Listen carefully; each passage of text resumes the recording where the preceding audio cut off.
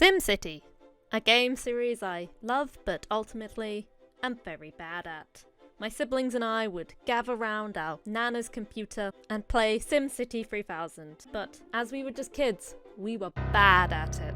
Unable to connect the water, struggling with roads, failing to understand the basic taxes due to being literal children, and ultimately just causing mayhem. However, now I am an adult, so I figured, how hard could it really be? I'm not a dumb kid anymore. This is how hard it could be. I decided on playing SimCity 4 because why not? I had no goal in mind, just have a reasonably functioning city, the usual amenities cities have.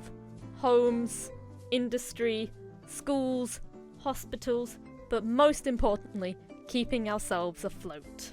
I started in a small square, so I wasn't overwhelmed by the amount of space I needed to fill. I named my town Smallville, because we were small. And there was much rejoicing. I placed our dirty coal power plant and our dirty industry on the edges in a poor attempt to not pollute the area. Then I placed agriculture right next to them like an idiot. This guy emailed to remind me this was real time. I paused and placed residential, followed by commercial, and then our first water tower, and then toll booths. This was how I planned on making money. The first one was placed right near the connection to our neighbouring city. Big city tutorial. 1, 2, 3, 4, 5, and 6. Some were even on the same stretch of road. I'd forced them if they wanted to go anywhere in the city, they had to pay a toll. Work, school, home, even fire departments had to pay. But this was easier than raising taxes or lowering expenses just to keep the people happy. Once I'd finished, I unpaused and popped it on 2 times speed and waited for something to happen. Eventually, something did happen. People began to move in, homes popping up, and even farms. These 2 men were angry at me for some reason, sending me scathing emails and shaking their fists angrily. We only had a handful of people, so naturally the tolls weren't making any money. Soon that would all change. As industry grew, the cars flooded in and the population went from 0 to over 400, and our tolls began making a whopping $10 per month. I began zoning in more residential so I could gain more residents to gain more money from the tolls, and I added more roads to gain more tolls. Sometimes tolls were too close to homes, and this car symbol would appear. I didn't understand what that meant, so I just dezoned and built a park instead. This man was angry again. He had emailed me about the state of our water, so I decided to check it out for once. And yeah, it was bad, but it was an easy fix. Simply just place a water tower in a less polluted part of town. But don't forget to add pipes so then people can get less polluted water. And for a while, things were going swimmingly. Our monthly income was higher than our monthly expenses for once. I'd never had that happen in this game before. And the residents had decided to build a drive-in movie theatre. Just another thing they needed to pay for in their car. Changes happened throughout the city. Bigger houses and apartment blocks were being built by the minute. This guy owned 2 boats despite being a landlocked city. Our population rose into the thousands, and there was much rejoicing. Eventually, it was time for the mayor to move in, and as always, there was much rejoicing. Departments were being budgeted, gambling was legalized, and tourism was encouraged. For tourism, however, we would need a landmark, but which to choose from? There were so many to pick. The Sphinx? The Statue of Liberty? The White House? No, being British, there was only one option for me. That was the Tower of London. It also had the lowest monthly cost. People lived there, you know. I placed it in industry because I thought it'd be funny. I quickly placed a toll booth down so then I could start charging people to go see the Tower of London. Shortly after, we had our first fire. Our brave firefighters paid their tolls as good citizens and set to work on extinguishing the blaze. Our monthly income and outcome was starting to catch up with each other, so it was time to brave and figure out taxes.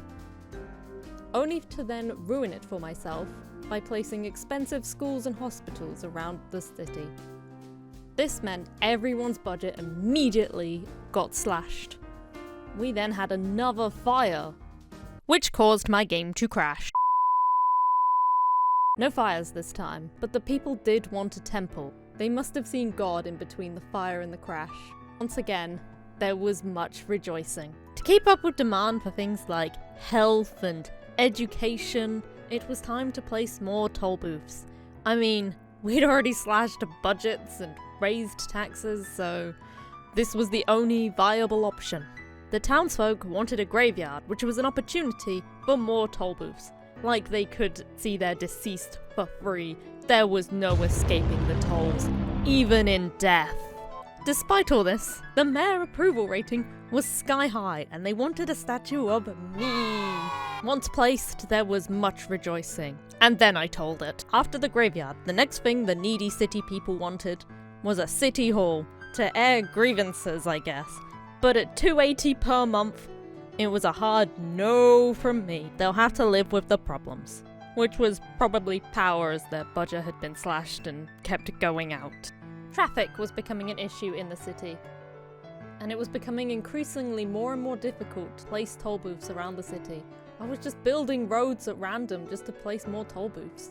Sure, it was making money, but it was time for something new.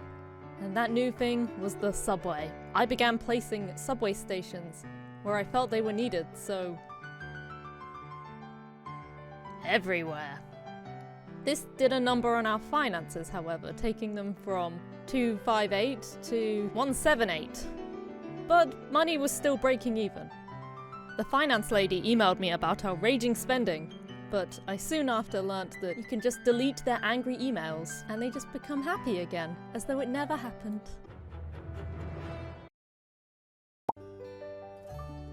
The subway wasn't the only change I had planned. To tackle our air pollution problem, I got rid of our dirty coal power plant and our dirty industry.